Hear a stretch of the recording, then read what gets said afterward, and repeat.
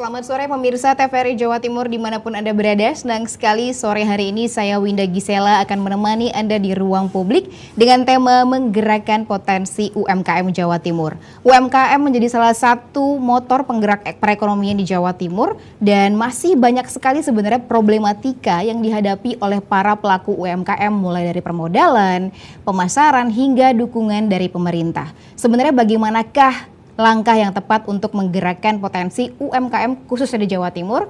Untuk itu kita akan membahasnya di sore hari ini dengan kedua narasumber kami yang telah hadir di studio.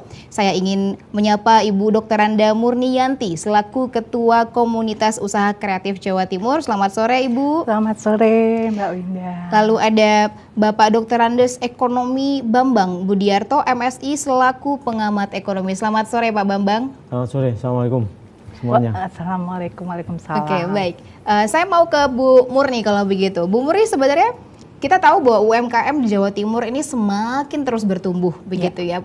Pelaku UMKM itu banyak sekali. Tapi sebenarnya bagaimanakah kondisi UMKM di Jawa Timur saat ini? Iya. Sebelumnya saya mengucapkan terima kasih kepada TVRI, excited banget bisa jumpa kembali dalam acara yang bisa saya manfaatkan. Sebelumnya karena ini sebelumnya saya ini adalah Ketua Komunitas Usaha Kreatif Jawa Timur atau lebih disingkat dengan KUKJ. Dan saya juga pelaku usaha, pemilik dari owner dari Eling Gallery di bidang fashion. Seperti Eling Gallery di bidang fashion ya. Jadi bermula dari seringnya kumpul kami di dalam satu pameran, sehingga kami menginginkan kumpul ini menjadi suatu komunitas sehingga bisa berbagi sharing, berbagi informasi, berbagi ilmu pengetahuan, maka berdirilah dengan nama Komunitas Usaha Kreatif Jawa Timur. Kondisi kita sekarang ini dalam transisi ya dari pandemi ke yang sekarang sudah mulai normal, sudah mulai masih dari sudut pandang UMKM ya, karena UMKM itu kami ini usaha mikro, termasuk mikro. Jadi UMKM itu usaha mikro, kecil, menengah. Kami termasuk yang di mikro, yang secara undang-undang itu asetnya 50 juta dan omsetnya 300 juta per tahun, itu secara undang-undang. Tapi kami merasakan masih belum kembali naik, omsetnya masih sangat turun, ya. Itu dimulai sejak kapan, Ibu? Tapi kalau dibilang turun itu kita tidak boleh pesimis karena kita awal pandemi di tahun 2020-2021 itu malah bisa survive, malah dapat omset baju dokter dan lain sebagainya. Malah omset kita malah bagus. Justru di tahun 2022 akhir yang ke 2023 ini malah kita agak bingung karena kenapa sudah ada mulai ada pameran, mulai ada pelatihan-pelatihan, acara-acara sudah mulai ada, tetapi kenapa masih daya beli orang masih kurang, bukan berkurang, tapi masih kurang. Seperti itu. Itu sudah saya dapat masukan dari teman-teman. Yang terakhir, alhamdulillah memang dari pihak pemerintah sangat membantu, baik dari Pemprov Jatim ini memang UMKM Jawa Timur ini paling besar distribusinya kepada masyarakat, ya kan, kepada tenaga kerja paling tinggi di Jawa Timur ini UMKM. Tapi sayangnya sekarang ini kan menuju ke go digital ya. Nah, di situ karena kita ini barang-barang produksinya adalah handmade. Handmade itu beda dengan produksi dari pabrik. Nah, handmade ini adalah limited edition dan one of one. Oke. Jadi dia tidak banyak gitu. Jadi seandainya dimasukkan ke dalam marketplace, pasti dia gejolaknya tinggi. Ya maksudnya persaingan harganya sekarang terlalu mengerikan, Mbak. Sekarang saya lihat di media sosial, misalnya di salah satu itu, misalnya sebuah gamis saja dijual 100.000 bahkan di bawah itu seperti itu. Sedangkan kita produksi kainnya saja sudah senilai seperti itu. Harapan saya di acara ini kembalilah ya para ibu-ibu, para anak-anak muda untuk mulai mencintai batik kembali, mulai mencintai handmade kembali. Karena kita harus mencintai produksi dalam negeri, karena maraknya sekarang produksi luar negeri. Iya, baik. Itu adalah salah satu seru ya Mbak, saking saya kalau berbicara seperti mungkin ini. tadi disampaikan oleh Bu Murni sendiri adalah beberapa permasalahan-permasalahan dalam UMKM gitu ya untuk bisa bersaing di pasar baik Indonesia maupun juga di luar negeri gitu. Tapi saya ke Pak Bambang kalau begitu. Tadi sempat disampaikan oleh Bu Murni gitu mengenai kenapa ya kok di tahun 2023 ini justru malah daya belinya itu menurun begitu. Apakah ini ada kaitannya dengan resesi, Pak?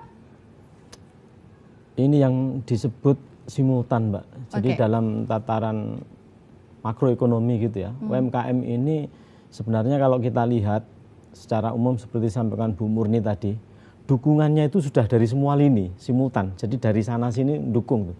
Dari pemerintah provinsi iya, kemudian dari perbankan juga iya. Kita lihat bagaimana sepak terjangnya kantor perwakilan BI Jawa Timur Surabaya ini ya, itu luar biasa. Terus kemudian belum lagi di tingkat kota kabupaten, belum lagi ide-ide kreatif, dan sekarang ini kan dikembangkan banyak ya untuk menyemangati itu. Yang terkini saya dengar ada IKI kemarin Bu ya, BI mungkin ya Pak. IKI inovasi kolaborasi sama inovasi, ini dari Bu Gubernur ini. Jadi supaya pelaku UMKM itu terus kemudian Pak Kemen Parekraf Pak Sandiaga. Dengan fokus pada 3 moto, 3G. Apa kemarin dia? Geber, gaspol, sama G1-nya lupa saya. Nanti kita lihat. Nah, itu. Jadi cukup banyak dukungan itu, termasuk untuk BLT-nya juga ada di UMKM. Cuman kalau yang saya cermati satu, Mbak, yaitu tingkat kemerataan dari pelaku UMKM sendiri itu kalau saya lihat belum semeratanya gitu. Jadi ada yang mungkin dikatakan Ibu tadi, ada yang sudah menikmati, tapi ternyata ada yang jungkel ke bawah setelah pandemi, ada yang pas pandemi naik. Nah, ini yang saya sebut belum merata. Nah, terus kemudian seperti ditanyakan Mbak Winda tadi, apakah ini daya belinya apakah berkurang? Nah, kita mesti lihat sebenarnya kalau secara nominal ini kan sudah lebih baik, kembali normal. Nah, tapi yang namanya kebutuhan, ini yang saya lihat tidak pernah ada habisnya. Terlebih di era digitalisasi seperti Bu Murni tadi juga bilang, keragaman kebutuhan juga meningkat, Mbak. Nah, keragaman kebutuhannya yang meningkat. Dulu orang tidak berpikir pasang wifi, akhirnya pasang. Nah, ini menggerus daya beli tadi, dan lain-lain dan lain-lain. Kira-kira demikian. Oke, berarti ada juga kebutuhan-kebutuhan lainnya yang harus dipenuhi gitu ya, yang tadinya tidak butuh menjadi sangat butuh begitu ya. Oke, tapi saya ke Bu Murni kalau begitu. Sebenarnya kenapa gitu ya beberapa kasus itu UMKM itu mengalami kesulitan Bu untuk berkembang?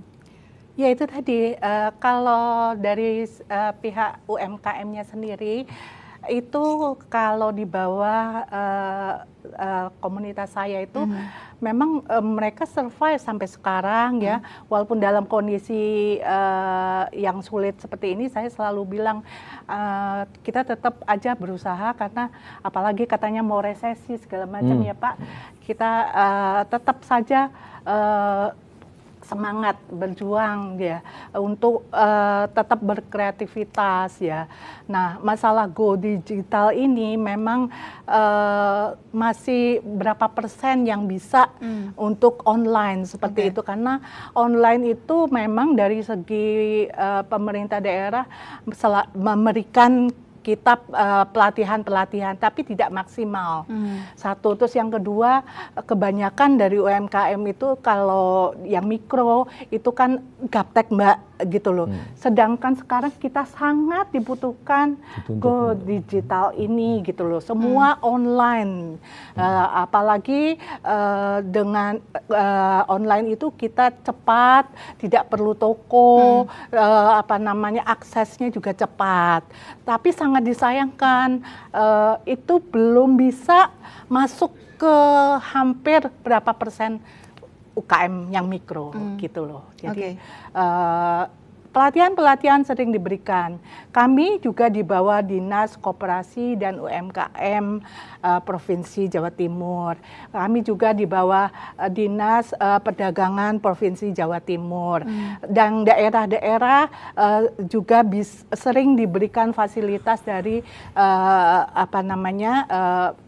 Dinas Sidoarjo misalnya, Dinas Surabaya dan lain sebagainya. Dan kebetulan saya domisilinya di Sidoarjo dan saya senang lihat Surabaya yang UMKM-nya perhatian luar biasa Bapak pimpinannya, sehingga merata yang Bapak Bambang sampaikan tadi. Informasi yang ke kita ini kurang gitu loh Mbak. Jadi kalau yang pameran ya itu saja. Walaupun sekarang kita melalui kurasi Pak. Ada kurasi. Jadi misalnya mau ikut pameran ke Inakraf, bisa yang Sidoarjo bisa ikut ke kurasi di Dinas Koperasi di Sidoarjo atau di Sperindak Sidoarjo. Nah, peluang-peluang yang seperti ini kita hanya bisa dapatkan melalui Instagram, jadi media itu penting sekali. Nah, itu yang belum ada di para pelaku usaha mikro seperti itu. Tapi gitu. Sejauh ini pemerintah sudah berupaya sepertinya ya melakukan untuk UMKM ini. Sudah. Terima kasih. Kami sudah banyak diberi misalnya pelatihan-pelatihan, tapi kurang maksimal. Jadi misalnya mengenai marketplace. Kalau saya sarankan lebih baik masuk ke asosiasi atau masuk ke komunitas tersebut. Jadi kita bisa maksimal. Jadi kita mau mencoba sesuatu yang misalnya Instagram yang berbayar, yang lebih maaf saya yang tadi menyebutkan ya, pokoknya media-media seperti itu yang berbayar tidak berani Mbak. Padahal apalagi kami kan bidangnya fashion. Kalau manmin, makanan minuman mungkin lebih kencang ya Pak, karena dibutuhkan. Kalau baju itu kan menjadi bukan barang yang dikonsumtif, jadi mungkin ditahan dulu deh, nggak pakai baju baru, nggak apa-apa, seperti itu gitu loh. Oke, baik. Ya. Berarti tadi sempat Bu Muri menyinggung soal digital gitu. Kalau Pak Bambang, menurut Pak Bambang, apakah seharusnya memang UMKM sekarang itu harus go digital Pak? Bukan seharusnya, karena itu tuntutan itu pemerintah Mbak ya. Jadi sudah menyarankan.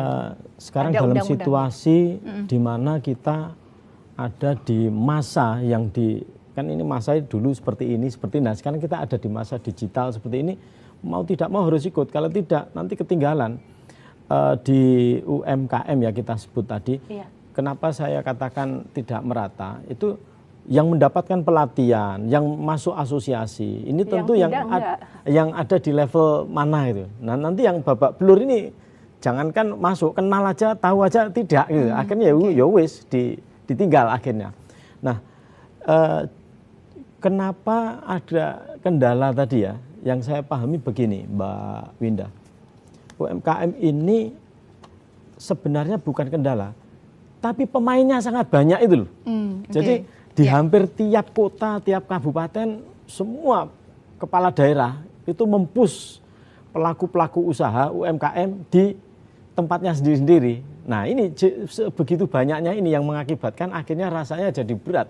Sekarang kita tidak mudah untuk mengklaim misalnya ya, batik Pamekasan, batik Lamongan, batik Kediri, batik Madiun, batik Kudus. semua itu punya kan gitu. Kalau dulu kan mungkin klaimnya satu aja itu, Batik Pekalongan. Iya betul, hanya di Pekalongan sekarang begitu ya. semua kota bisa punya buat ya. Kalau itu kan batik. perkembangannya ya Pak Bambang itu bagus kalau menurut saya. Cuma sekarang permainan harganya Mbak. Permainan harganya itu loh Pak Bambang. Ya, jadi itu yang saya maksud dengan semakin berat itu tuh, karena semuanya bermain di Semuanya tempat bermain, betul. yang sama. Makanan minuman, semua punya makanan minuman.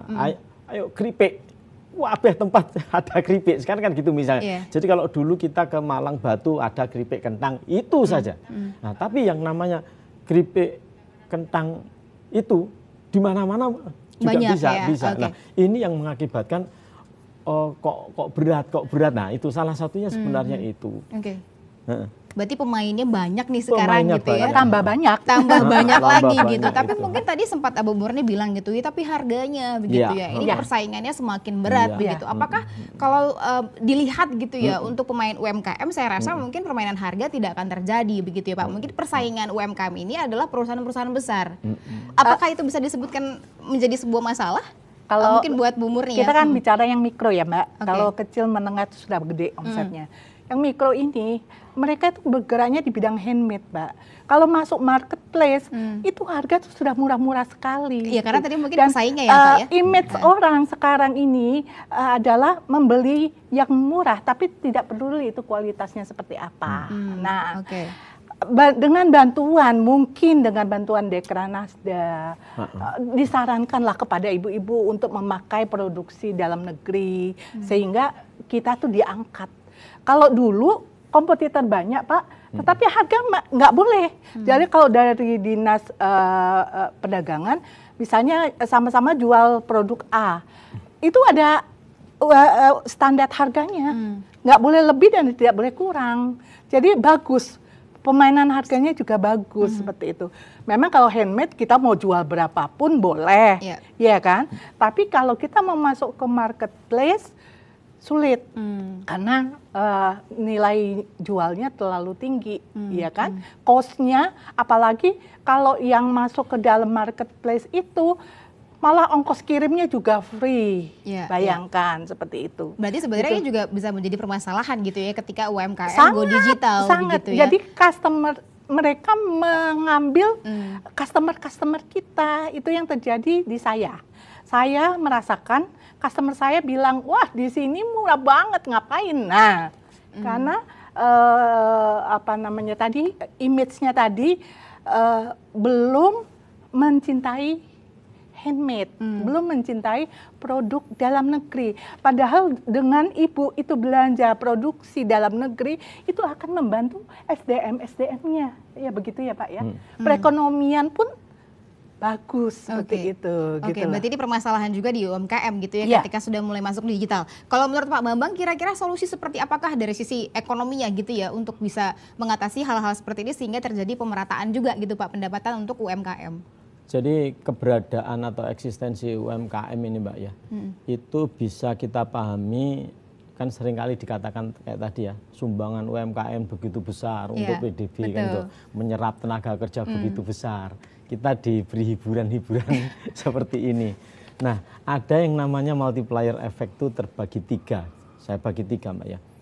Yaitu UMKM terbukti mampu adanya menciptakan multiplier output, menciptakan pertumbuhan ekonomi, terbukti itu. Kemudian multiplier employment, keberadaannya bisa menyerap tenaga kerja. Kemudian yang ketiga ini, multiplier income, meningkatkan pendapatan. Ini yang sepertinya masih apa ya, mengkis-mengkis gitu, gitu. Jadi masih perlu dipush lagi upayanya. Nah, yang dikatakan ada yang bilang 90% serapan tenaga kerja nasional itu ada di UMKM. Saya khawatirnya angka-angka yang demikian ini bukan angka real, tapi angka pelarian. Maksudnya itu orang sebenarnya bukan pilihan di UMKM ini, tapi dia bekerjanya di mana. Cuman karena di sana kalah bersaing, gagal bersaing, kepepet, kemudian kena di PHK dan lain-lain seperti itu. Akhirnya larinya kemana? Ke UMKM. Memang UMKM juru selamat yang baik untuk hal-hal yang demikian. Nah, tapi itu yang kita sebut sebagai itu tadi pelarian. Akhirnya serapannya itu boleh kita sebut itu serapan semu kan akhirnya. Kalau orang itu berwirausaha di situ dengan berundel, nggak enak, mengeluh, tok isinya, nah seperti itu. Maka capaian tersebut belum bisa kita andalkan. Nah, karena yang baik di tempatnya Ibu tadi ya, misalnya ini ya, itu UMKM itu harus bisa punya keterkaitan ke belakang dan keterkaitan ke depan produknya itu. Jadi fashion tadi punya keterkaitan ke belakang dia. Artinya untuk jadi fashion barang apapun Bu ya tadi itu butuh apa ya Mbak? Nah dia kan ke belakang butuh apa ya. Nah ini artinya keberadaan UMKM yang seperti ini menghidupi bidang yang lain lagi ya kan kebetulan. Terus keberadaannya dia ini untuk apa, digunakan untuk apa? Misalnya dipesankan ini untuk berbagai aktivitas kenegaraan apa, nah itu yang bagus seperti itu, berarti dibutuhkan. Jadi dia punya keterkaitan ke belakang, backward linkage, kemudian punya keterkaitan ke depan juga, forward linkage, ya, seperti itu. Kalau sebuah sektor seperti itu ya, dia punya multiplier output tadi, meningkatkan pertumbuhan, bisa meningkatkan pendapatan, multiplier income, juga menyerap tenaga kerja, juga punya backward linkage dan forward linkage, maka itu yang disebut UMKM andalan ya seperti itu. Justru malah berkembang begitu ya, tapi ya pada kenyataannya berat itu. Pada kenyataannya kita melihat memang ya tadi seperti disampaikan oleh Pak Bambang gitu, dan juga Bu Murni menyetujuinya ya, banyak orang yang membuka UMKM itu ya karena keterpaksaan gitu ya, ekonomi membutuhkan, kita butuh ekonomi yang maju gitu, jadi akhirnya dipikir enak menjadi pengusaha kecil. Jadi saya ikutan deh ikut jadi itu. Padahal kan kita harus ada produknya dulu, harus ada channelnya dulu. Siapa yang kira-kira mau membeli seperti itu. Tapi gitu mungkin itu juga kali Ibu yang akhirnya membuat daya saing pelaku UMKM ini tidak terlalu baik gitu ya. Karena itu salah satunya. Yang menjual banyak, yang beli nggak ada. Sedikit maksudnya. Oke, jadi kalau dari komunitas usaha kreatif Jawa Timur sendiri, seperti apa langkah apa yang dilakukan agar bisa menumbuhkan daya saing kepada pelaku UMKM? Ya, kolaborasi. Jadi kami selalu, alhamdulillah di komunitas saya sampai detik ini teman-teman selalu struggle, selalu selalu membuat produk dengan kualitas yang baik ya. Kemudian prestasi-prestasi juga dengan kondisi pandemi, ada yang kemarin menjuarai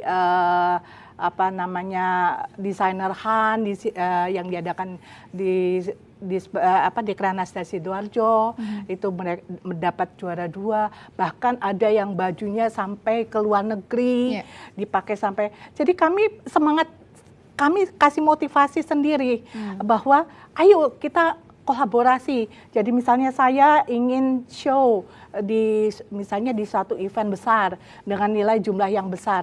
Ayo kita 3 desainer featuring bertiga. Saya siapa. Bayarnya pun 3. Bajunya pun begitu. Jadi kami tetap berusaha untuk eksis karena kalau kami tidak muncul, kalau kami tidak semangat seperti itu, bisa gulung tikar Mbak, karena bagaimanapun pasti ada kelasnya tersendiri untuk produk handmade ini. Saya selalu bilang ke teman-teman, nggak usah ikut-ikutan jadi murah-murahin harga, ya kan? Jadi ikut-ikutan, pokoknya aku punya produk yang murah bisa laku, jangan.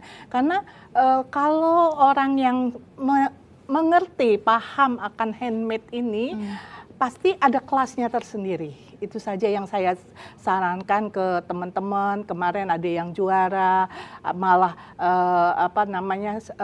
dipercaya dinas memberikan pelatihan di KUKJ Malang, memberikan pelatihan membuat patchwork yang diberikan fasilitas macam-macam dari dinas, terbantu sekali. Jadi dengan semangat ini tadi, kalau melihat omset memang kita turun drastis, tapi kita punya semangat.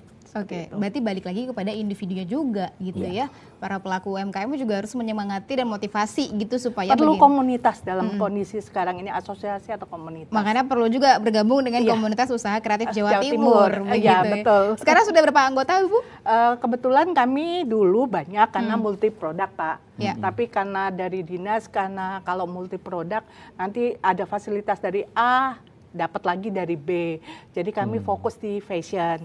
Jadi kami sekarang sekitar 60-70 aja. Oke, tapi itu banyak ya untuk produk fashion aja dan itu masih yang bergabung.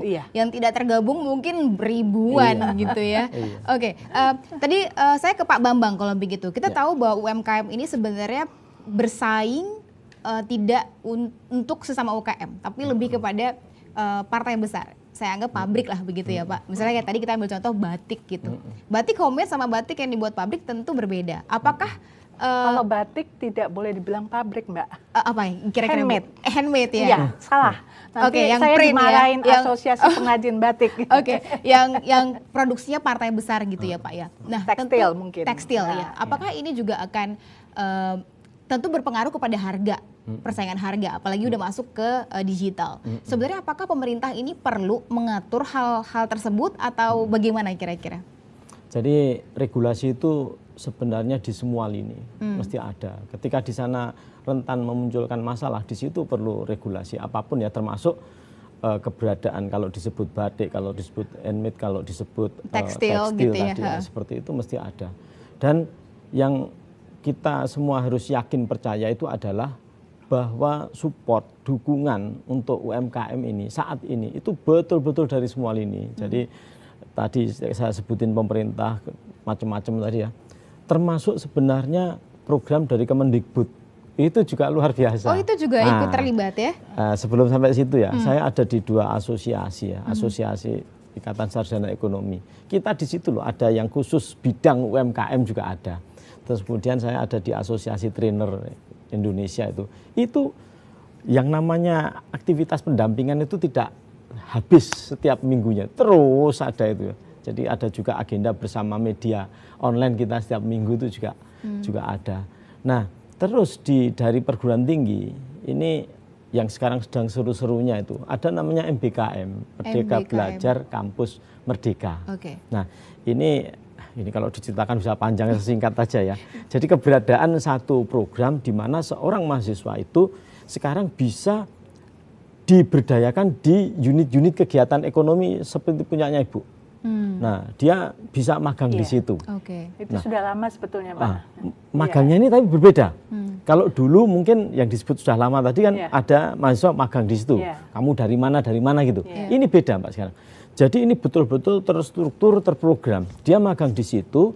Ketika dia magang di situ dalam tidak sampai 1 semester, biasanya 2 bulan sekian gitu ya, itu bisa merekognisi 21 SKS mata kuliahnya dia pada semester tersebut. Jadi dengan dia ikut magang di tempatnya Bu Murni misalnya ya, setiap jam berapa dia datang, apa pelajari macam-macam, apakah manajemennya, apakah administratifnya, apakah pemasarannya itu ya.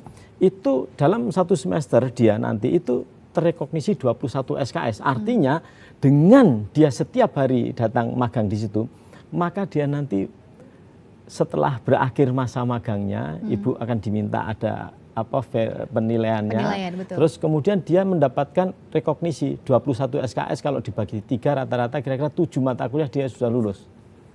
Ini yang membedakan dengan yang mungkin Ibu itu sebut mahasiswa ya, tapi itu berarti program baru juga dari pemerintah. Ya ini yang seru saat sekarang. Ada juga mahasiswa sekarang datang ke UMKM untuk menjadi reseller. Jadi mereka biasanya mau foto, menjual, itu dari mereka kan anak-anak muda sekarang kan memang digitalnya jago-jago ya. Nah itu mereka akan mendatangi ke pihak UMKM, misalnya, jadi dia tanpa modal pun dia bisa jualan. Bisa jualan, sekarang lagi tren kan seperti itu. Ya betul. Gitu. Tapi saya nanti tertarik nih dengan mau melanjutkan statementnya dari Pak Bambang gitu ya mengenai tadi program mahasiswa dan kemudian program-program pemerintah lainnya. Tapi kita akan kembali setelah pesan-pesan yang berikut ini, tetap bersama dengan kami di Ruang Publik.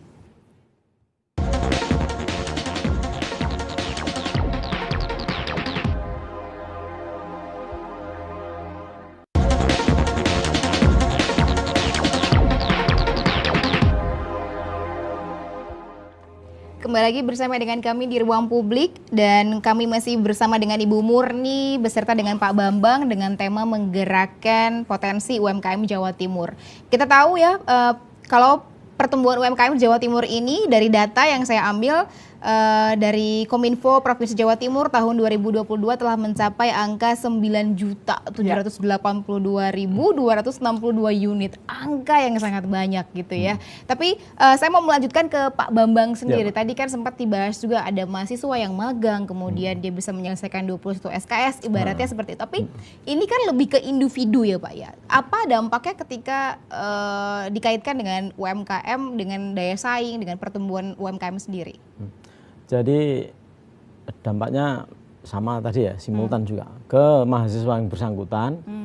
Bagi mahasiswa dulu Mbak ya, jadi bagi mahasiswa mungkin dia punya pengalaman berkomunikasi, berkarya di tempat yang tidak di kampusnya. Karena permagangan kalau saya sebut begitu, salah satu bentuk MBKM ini itu bisa di unit-unit kegiatan ekonomi, bisa di kantor-kantor pemerintahan, nah seperti itu, bisa di perusahaan apapun bisa. Tergantung dia mengajukan yang di mana, nanti program studi atau jurusannya mengiyakan di mana, seperti itu. Itu bagi mahasiswa. Jadi dia tidak kehilangan hak untuk mendapatkan SKS-nya ketika dia harus keluar kampus.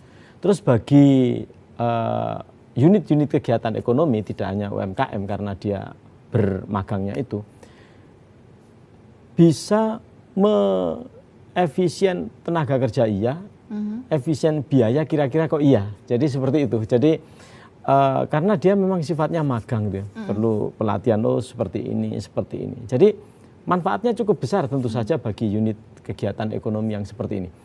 Artinya bisa jadi, saya tidak tahu ya jumlah karyawan di tempatnya Ibu seberapa banyak, terus biasanya godaan untuk libur pas Natal, Tahun Baru, Idul Fitri bagi karyawan kan besar. Nah ini biasanya yang diberdayakan adalah yang magang-magang tadi kan biasanya begitu. Dalam tekanan dia harus magang di depan belakangnya Natal, Tahun Baru, depan belakangnya Ramadan, Idul Fitri, biasanya demikian. Nah keuntungannya, kelebihannya, kemudahannya bagi unit kegiatan ekonomi, saya sebut begitu karena tidak hanya UMKM, itu ya dia bisa mendapatkan efisiensi lebih.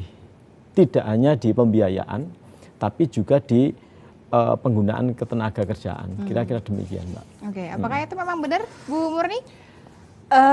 Kebetulan dari KUKJ ada beberapa yang sudah menerima. Kalau saya dulu, kalau sekarang enggak. Karena pandemi kemarin kan kita tidak bisa menerima begitu saja, tapi ini sekarang sudah mulai kembali. Jadi yang fashion show nanti mereka dibantu sama ownernya seperti itu gitu loh. Jadi hari-hari memang mereka datang ke tempat kita belajar bagaimana caranya membuat baju dan lain sebagainya. Jadi ada 2-3 orang dari universitas seperti itu. Oke, gitu. Baik. Kita tahu tadi Bu Murni kan menjelaskan sebenarnya permasalahan sekarang ini UMKM adalah lebih ke persaingan harga, begitu ya. Tapi apakah sudah turunnya daya beli dan turun daya beli juga gitu ya. Tapi apakah permodalan ini juga masih menjadi isu besar di UMKM? Kalau permodalan tentu ya pasti, tapi dari pihak pemerintah sih sudah ada KUR. KUR itu membantu sekali. Tapi ada beberapa UMKM juga, UKM yang merasa berat juga dengan syarat-syaratnya seperti itu. Kalau modal itu memang sangat dibutuhkan, tapi kalau untuk kami lebih baik saya sarankan jangan jangan terlalu banyak hutang yang terlalu besar bunganya. Karena dengan kondisi seperti ini apakah kamu mampu bayar atau tidak? Karena nggak usah jauh-jauh,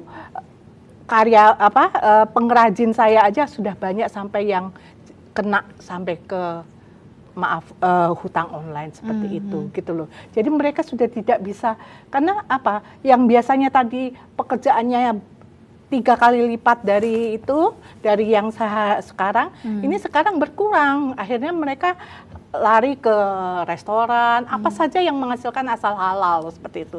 Dan ini sudah terbukti banyak pengrajin yang merasa kolaps, banyak mereka hutang online lah dan lain sebagainya seperti itu. Gitu. Oke, baik. Berarti ini juga merupakan salah satu kendala juga begitu ya. Iya. Kalau dari saran Pak Bambang sendiri gitu, apa yang harus dilakukan ketika misalnya pelaku UMKM ini mau sekali gitu memulai tapi ya modalnya ini terbatas gitu, nggak ada duit gitu Kalau Pak. saya boleh saran, mungkin pemerintah bisa memberikan kami handphone yang layak ya, yang bisa dipakai untuk online gitu, lebih kelihatan gitu loh. Karena banyak kan masih anggota saya aja banyak yang nggak bisa, Bunda, kalau kita masih mau online nggak kuat nih handphonenya, nggak sesuai seperti itu gitu loh. Karena maaf loh saya potong tadi Pak. Karena di komunitas ini saking serunya, komunitas ini kan memang Curhat ya, Bu Muri sehat ya. Emang harus ada orang ekonomi dan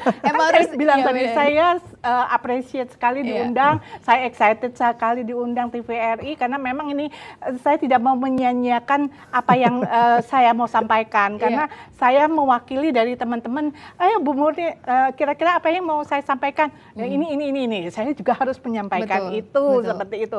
Jadi ya seperti itu tadi.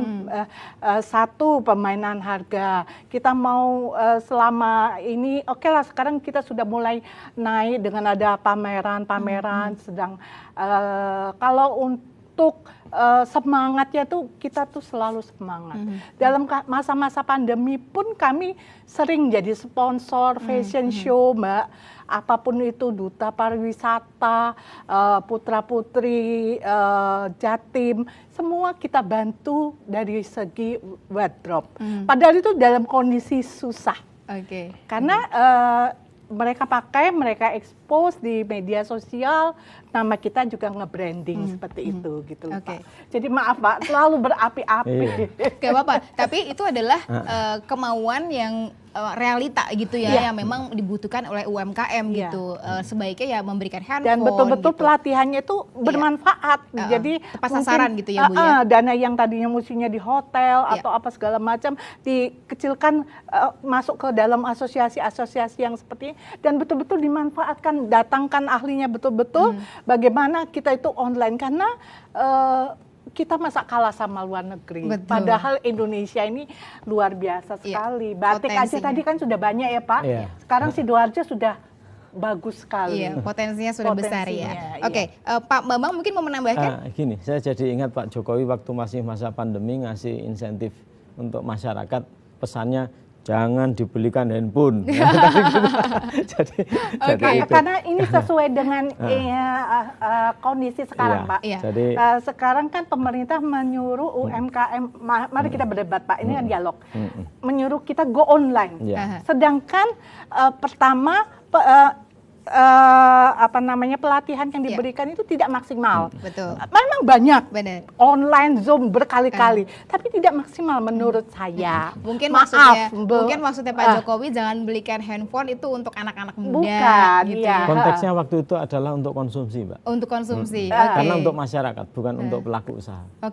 Ini saya menyampaikan dari teman-teman karena kami pelaku usaha yang merasakan. Kalau pelaku usaha memang butuh merasakan handphone, sekali. Mungkin Pak Jokowi harus memberikan handphonenya kepada pelaku UMKM, jangan sepeda gitu ya. Silakan Pak Bambang. Jadi gini, kalau melihat struktur keuangan kita hari-hari ini, saat-saat ini, itu boleh saya katakan perbankan itu sedang sehat-sehatnya duit itu Mbak. Tahun ini? Ya saat sekarang ini seperti ini saya sampaikan Pak. Duit itu dan banyak, tidak besar ya Mbak. Ini sebetulnya indikasinya tidak besar. Ada yang namanya net interest margin Mbak. Jadi net interest margin itu bunga selisih antara ketika bank itu memberikan bunga untuk yang menabung, yang menyimpan, dan pengenakan bunga untuk yang pinjam. Nah, ini ternyata selisihnya sekarang ini sangat gede dan itu dinikmati perbankan. Dan kondisi ini tentu saja kan ada duitnya. Jadi kalau ada yang UMKM, sejawat di UMKM itu pinjam, nah itu sebenarnya duitnya ada, gampang. Tinggal syaratnya ini yang sekali lagi perlu regulasi. Syaratnya mungkin bisa diturunkan. Ibu tadi minta bunganya diturunkan. Nah, biasa seperti itu. Silahkan saja. Karena ini kan ada ketentuannya, tidak bisa satu bank ini turun kalau sendiri. Saya malah mintanya free Pak. Jadi BI kan sudah ngatur itu. Iya. BI sudah ngatur batas terendah berapa, batas tinggi. Karena kalau tiba-tiba dia ngasih bunga rendah, nanti bisa dibeleh nanti yang punya bank itu. Iya, malah betul. keliru dia itu. Iya. Jadi itu yang harus Kalau kurs dipahami. sebetulnya tidak besar, Ya. tidak besar, cuma sangat membantu lah untuk UMKM. Tapi tidak semua UMKM bisa menikmati fasilitas tersebut. Gitu Baik. loh. Berarti tadi adalah kondisi perbankan juga yang mungkin bisa membantu, mensupport gitu ya Pak, ya, memberikan modal kepada UMKM. Selain itu apa lagi Pak Bambang? Jadi yang satu itu regulasi, kemudian yang saya kepikir nih, memberikan bantuan pemerintah yang Kemenkeu kemarin ya, atau Kemensos Bu Risma, itu tidak pukul rata, artinya dengan syarat pendirian ini nih. Tapi ada yang satu yang belum saya lihat, yaitu progresif. Bantuan yang sifatnya progresif untuk UMKM yang punya, ya dideskripsikan aja, yang bisa menyerap tenaga kerja, yang bisa membangun, menambah offset, nah misalnya seperti itu, yang bisa masuk kurasi, rumah kurasi, Jatim atau BI, seperti itu. Kurasi ini luar biasa membantu ini bagi UMKM itu, jadi seperti itu. Jadi ada regulasi-regulasi tersebut yang perlu diterapkan, Mbak, kira-kira. Dan sampai sekarang ini memang belum terrealisasikan atau gimana? Untuk yang progresif belum. Kalau yang saya belum melihat progresif, artinya bagi UMKM yang bisa menyerap tenaga kerja sekian, maka akan diberi dana sekian. Nah gitu itu ya. belum. Untuk yang bisa meningkatkan omset sekian, diberi sekian. Nah itu klausul itu belum. Baru klausulnya itu bagi yang mengajukan ini, seperti nah seperti itu. Baru itu ya kalau yang saya lihat. Oke, dan itu juga bisa jadi salah satu motivasi juga gitu ya. Betul. Untuk pelaku UMKM bagaimana caranya meningkatkan Itu saja. bisnisnya supaya mencapai target yang udah ditentukan supaya dapat bonus gitu. Iya, betul. Gitu Kita ya, kena Bu? pajak aja juga bisa progresif tuh ya. Ibu punya mobil satu, mobil dua Iya, iya, diprogresifi. betul, progresif. Nah maka insentif pun juga bisa diprogresifi Oke. juga. Gitu. Bisa Pak, tapi beda KTP Pak. Iya. Oke, berarti kalau dari Bu Murni tadi ya selalu menyebutkan iya nih harus lebih realistis gitu ya, Iya. harus lebih nyata juga Nyata. bentuk Karena kita langsung kan, iya. langsung berhadapan dengan pelaku usaha. Iya. Jadi apa yang dirasakan pelaku usaha itu sudah jelas-jelas. Misalnya kita diundang ke pelatihan A. ya. Dan alhamdulillah memang sering sekali kami diundang gitu. Tapi kadang-kadang ini jujur Li, ya pulang itu bilang, aduh kok sayang sekali ya bikin acara seperti ini. Kenapa dananya nggak kita diberikan kepada sesuatu hal yang sangat bermanfaat. Mungkin bisa melibatkan mahasiswa informatika, mengajarkan kita, langsung Mbak dibuatkan website, langsung dibuatkan online. Kalau negara ini sudah maju seperti itu, insya Allah tenaga kerja akan naik lagi, ekonomi akan bangkit, saya rasa seperti Oke, itu. tapi sudah pernah disampaikan Ibu? Belum, sudah berkali-kali tapi ya begitu deh. Masih belum terdengar. Mudah-mudahan sepertinya, hari ya. ini ada yang mendengar ya. Kemudian karena gini, semangat kita itu sebetulnya kayak apa namanya, perekonomian turun dan lain sebagainya itu tergantung pada diri kita, betul kata Mbak tadi, individu. Dan kita yakin ada Allah Subhanahu wa taala yang jadi kita berusaha aja, mau omongan ramalan bagaimana, mau bicara seperti ini, kita terus saja. Kita terus berusaha inovasi, berusaha cari uang, kemudian apa namanya, nanti tinggal apa namanya, jangan terpojok sama yang tadi resesi seperti itu. Resesi ya, oke. Oke. Tapi saya ke Pak Bambang kalau begitu. Kita melihat ya Pak, banyak sekali sebenarnya UMKM ini yang sudah mencapai di titik tertentu, misalnya titik kesuksesan, namun tiba-tiba tuh berhenti di tengah jalan. Nah, ini sebenarnya apakah permasalahannya tuh biasanya ada di mana gitu Pak? Apa dari sisi ekonominya? Jadi apa yang disampaikan Mbak Winda tadi ya, itu jamak terjadi kan. Ada beberapa faktor di sana, bahwa satu itu tadi yang pertama, UMKM sebenarnya bukan pilihan utama, tapi pelarian tadi. Itu sehingga ada titik jenuh di mana itu sudah dialami dengan berbagai nikmat dan babak belurnya dia, terus akhirnya ternyata saya harus berkembang lebih baik dan tidak terus itu. Kemudian di samping itu adanya ketidakpuasan bahwa dunia yang dia masuki, Ibu tadi bilang dipikirnya enak, dari kalimat dipikirnya enak untuk berkarya di UMKM itu, menghabiskan waktu hari-hari pagi, siang, sore, malam. Karena saya juga begitu Pak. Besok saya mau kayak mamah deh, emang enak. Kalimatnya gitu. Udah jadi karyawan aja, gajian tiap bulan, iya kan? Jadi ketika ada harapan menjulang tinggi, ternyata ketika sudah masuk di dalamnya itu seperti itu, terkaget-kagetlah dia kan gitu ya. Nah, itu yang belum. Yang berikutnya adalah masalah persaingan tadi. Karena gagal bersaing baik dengan yang sejenis ataupun dengan yang lain, baik dengan substitusinya ataupun dengan komplemennya yang dia tidak bisa mengimbangi. Akhirnya tersisih dengan sendirinya. Nah, seperti itu. Terus yang berikutnya lagi, kalau misalnya boleh saya katakan sudah nyerah, males, akhirnya diberikan aja wis urusono, aku hasil akhir aja, nah, seperti itu. Nah, jadi fakta-fakta tersebut yang tidak bisa dihindari di ketika kita masuk ke UMKM. Karena padahal sekali lagi di kita ini dukungannya sebenarnya sudah sangat besar supportnya. Kira-kira demikian. Oke. Tapi masih belum dirasakan oleh pelaku UMKM ya, terutama di Jawa Timur begitu ya. Bantuan itu sangat besar ya, misalnya kita diberikan pameran seperti itu, malah pihak kementerian pun sering membantu kita. Tapi kalau ikut event-event besar, untuk pameran, tapi tidak semua orang tahu caranya. Karena yang tadi ya Bu ya, masih belum banyak yang masuk kepada digitalnya gitu ya, Instagram atau TikTok atau apapun informasi-informasi yang didapatkan gitu dari media sosial.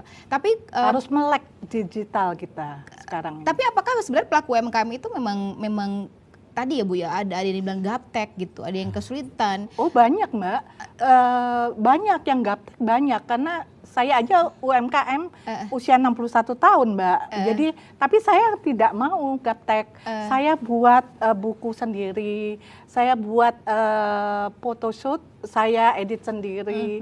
Karena saya mau belajar seperti itu. Tapi di bawah saya, umur di bawah saya, katanya gini, males enakan pameran langsung dapat duit. Nah, seperti itu. Jadi mindsetnya tadi loh, males jadi pameran kesana. Padahal pameran itu mereka yang tidak dibantu sama dinas ya, itu kan bayar standnya aja sudah berapa, SPG-nya saja sudah berapa. Sebetulnya digital ini bagus, saya setuju, saya suka karena saya merasakan, saya suka dunia yang seperti ini. Kalau dari realisasinya Bu, lebih besar dapat digital apa dapat pameran? Gini, dari cerita-cerita pelaku UMKM, kita harus servis customer. Makanya kita dari dulu kayak saya selalu punya media sosial, WA, komunitas. Jadi orang-orang yang beli barang saya kumpulkan dalam satu WA group. Jadi tanpa pameran pun saya masuk duit gitu loh. Nah, kalau dibilang besar mana pameran sama online, kalau untuk masuk marketplace kita kalah, kita belum bisa. Karena saya punya marketplace, punya 2-3 macam punya, tapi nggak jalan. Satu kali saja, itu pun omsetnya nggak seberapa gitu loh. Sementara teman-teman bilang, sayang loh, promosimu bagus, videomu bagus, produkmu bagus. Tapi apakah pelaku UMKM ini memang mungkin bisa berkolaborasi begitu Bu? Ada keinginan nggak ya, misalnya kayak bergabung dengan perusahaan besar gitu ya, yang kemudian wah, itu pertanyaan yang bagus sekali. Itu pertanyaan bagus sekali, saya suka. Saya kepingin sekali bekerja sama dengan perusahaan tekstil, Mbak.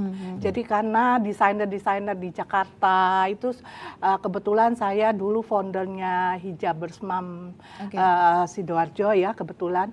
Kemudian saya melihat mereka semua hampir rata-rata bekerja sama dengan pabrik tekstil satu, terus yang kedua perusahaan make up. Jadi kalau misalnya ada show besar dan Dekranasda daerah Dekranasda pusat dan lain sebagainya. Jadi memang kolaborasi itu sangat penting. Mungkin ini juga dibutuhkan dari pelaku UMKM terhadap pemerintah juga gitu ya, untuk membantu membuka jalan gitu ya Bu ya. Betul. Apakah sejauh ini sudah ada dilakukan oleh pemerintah untuk itu? Ada sih, cuma ya tadi Pak bilang orang tertentu saja. Jadi tidak merata seperti itu. Mestinya kan harusnya diketahui oleh banyak orang seperti itu. Oke, mudah-mudahan ya semuanya lebih baik gitu ya Bu Murni ya. Saya Pemerataan sangat berharap pendapatan, itu. pemerataan informasi juga gitu ya. Betul. Oke, sudah lega Bu curhatnya Bu? Banyak sebetulnya ya, Oh, banyak. tapi karena keterbatasan waktu. Saya pikir kalau misalnya memang ada yang mau disampaikan cerita gitu ya, kita kan sebagai orang Tapi awam gitu ya. setidak-tidaknya sedikit unek-uneknya keluar semua. Udah keluar ya. Kita juga berharap semoga pemerintah juga orang-orang yang mau membantu untuk UMKM ini lebih maju, terutama untuk Jawa Timur bisa paham gitu ya Amin, kondisinya ya Rabbil gitu ya. Alamin, ya. Oke, baik. Kalau begitu saya ke tahap kesimpulan saja nih. Mungkin baik. Bu Murni bisa cerita panjang lebar juga nggak apa-apa Bu, biar bisa didengarkan. Silakan Bu memberikan kesimpulan. Baik, saya mengucapkan terima kasih kepada Pemprov Jatim ya, terutama Ibu Gubernur yang sudah memberikan kita fasilitas bisnis to bisnis, mengajak beberapa UMKM ke daerah-daerah. Satu, terus yang kedua terima kasih yang sebesar-besarnya kepada Dinas Koperasi dan UMKM Provinsi Jawa Timur, Dinas Perindak dan media-media sosial seperti media-media lain yang sangat membantu kami di dalam meningkatkan omset dan lain sebagainya. Selama ini mungkin yang tadinya memang betul-betul naik kelas tuh ada, yang tadinya hanya penjahit biasa sekarang sudah bisa jadi desainer. Itu atas bantuan dari dinas-dinas terkait seperti itu. Kami disatukan, diberikan pelatihan, kemudian diberikan pameran-pameran yang tadinya hanya cuma menerima jahitan Pak, sekarang sudah berani tampil dan produknya sudah dipakai oleh banyak orang dan dikenal, dan saya lihat udah sudah menembus ke nasional dan ada beberapa yang internasional seperti itu. Walaupun kalau yang untuk itu masih dari mandiri seperti itu. Harapan saya selain sekarang kan programnya Bu Gubernur kan yang OPUP ya. Nah, selain itu kami UKM, karena kayak kemarin saya B2B ke Makassar ya. Itu memang kalau untuk hasil bumi Pak, itu bagus sekali.